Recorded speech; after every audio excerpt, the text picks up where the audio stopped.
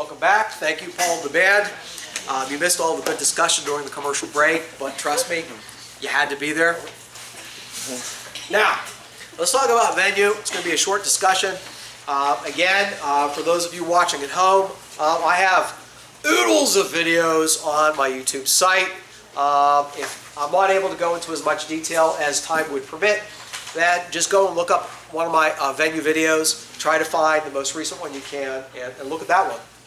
Now, regarding venue, we're talking about districts and not states. All right? Some states have one district, other states have multiple districts. I do include a district court map in the supplement to your final exam. It's on the last page, okay? And the supplement does have a table of contents so you can easily find stuff. The question in venue is, what district or districts are the proper place for trial within a particular court system? And in federal court, there are actually a number of venue statutes, but 1391 is the most commonly used one. All right? And the main bases we look at here are 1391b1, 2, and 3. 1391b1 hinges upon where defendants reside. B2 hinges upon where property is located or stuff happened or didn't happen. B3 is a fallback that only kicks in when venue is lacking under B1 or B2. Let's start with B1. Venue is proper in a district in which any defendant resides. That doesn't mean all of them, just any of them. So long as all the defendants are residents of the same state. All right? So for example, the defendants are from Miami and Atlanta, Georgia. All right? Can you use B1? You cannot, because they don't all reside in the same state. What if the defendants reside in Miami and Tallahassee? Can you use B1? And then venue will be proper under B1 in the Southern District of Florida and the Northern District of Florida. Take your pick. Okay. What if one defendant is from Miami and the other one is from Russia? Can you use B1? Yes. You can. And the reason is that a person not resident in the United States, U.S. citizen or foreigner, a person not resident in the U.S. can be sued in any district, and you don't otherwise pay attention to them for purposes of B1. So you have Miami and Moscow. All right? Well, if you're only suing the person living in Moscow, they could have venue in any judicial district. But since you're suing a person from Miami and Moscow, we would ignore the person from Moscow, and then there's only one defendant that matters for B1, and then you could sue them. You could sue both of them in the Southern District of Florida. All right? A couple last notes on B1. Residence is measured by domicile for an actual person. Regarding corporations, we got C2, and we also got D. I'm going to give the kind of short version of C2 and D, because time is at a premium right now. For corporations, we treat each and every district as if it were a hypothetical state of its own. And we ask whether or not the corporation would be subject to personal jurisdiction in that district, if that district was in fact a separate state. If the answer to that is yes, then that corporation resides in that district for purposes of B1. So say, for example, you have a corporation that, corporation's incorporated in Alaska, and its headquarters are in Miami. Where does it reside?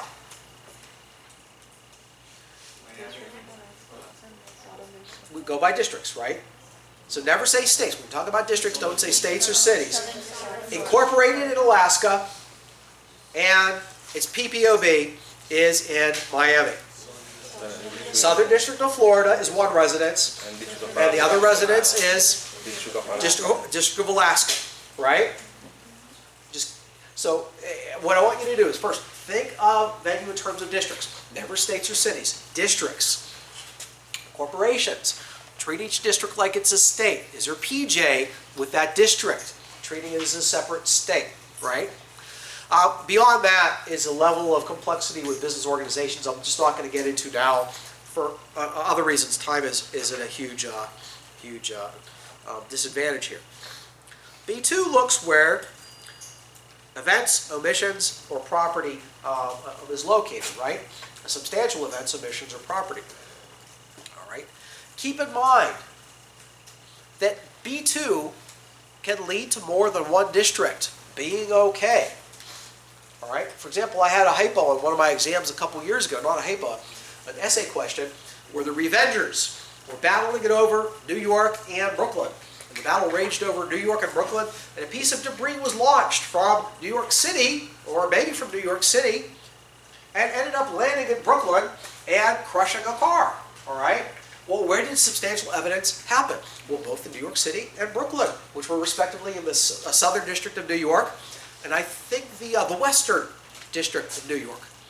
Well, under that analysis, B2 arguably led to venue in both districts. Note that B2 doesn't say the judicial district with substantial events. It says a judicial district. That could be more than one. All right. B3 is the fallback. Only applies when there's no district anywhere that satisfies B1 or B2. And if that's the case, then venue would be appropriate in any judicial district where any of the defendants, one or more, are subject to personal jurisdiction with respect to the civil action. So the hypo I gave in class, I believe there was a bar fight in Mexico, right?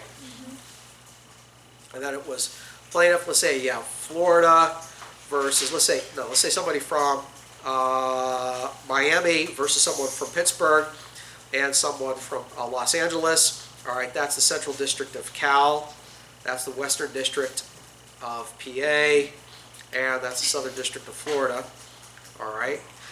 Well, you can't use B1 because one lives in Pennsylvania, the other lives in Cal.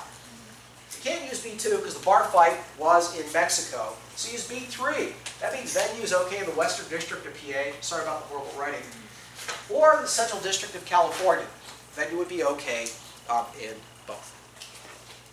A couple brief notes on venue and transfer. Here we go. If venue is invalid, we have the wrong venue, then the defendant might move under Rule 12b-3 for motion to dismiss. All right?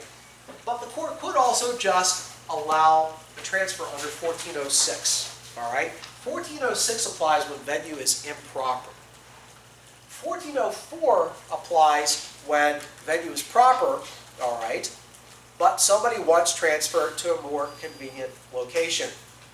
Finally, forum nonconvenience we talked about in the Piper aircraft case. That is used when venue is proper, but there's some other court that's far more convenient and transfer is impossible. Say, for example, you're in state court in Florida, okay, and the more convenient place would be a state court in California. Can a Florida state court transfer to a California state court? No. So what you do is a forum nonconvenience dismissal. You know, assuming the Florida court, in fact, had venue, right? Or say you're in federal court in Pennsylvania, and the more convenient court is a court in Scotland. Again, transfer not possible. So what the court might do is a forum nonconvenience dismissal. Here, of course, in forum nonconvenience in federal court, the court is going to look at those Gilbert factors, the public and private interest factors, which look respectively to the public, things like court congestion, court familiarity with the laws, burden on jurors. Private factors looking to things specific to the litigants, to the case, such as where evidence located, where witnesses are located, the ease of getting service of process over witnesses and things like that. All right. One additional thing about Piper is Piper pointed out that we don't normally look at an unfavorable change of law and deciding whether or not to grant a motion to dismiss under forum nonconvenience. Alrighty. Beyond that, unfortunately, we're not going to have time. Let me stop this real quick.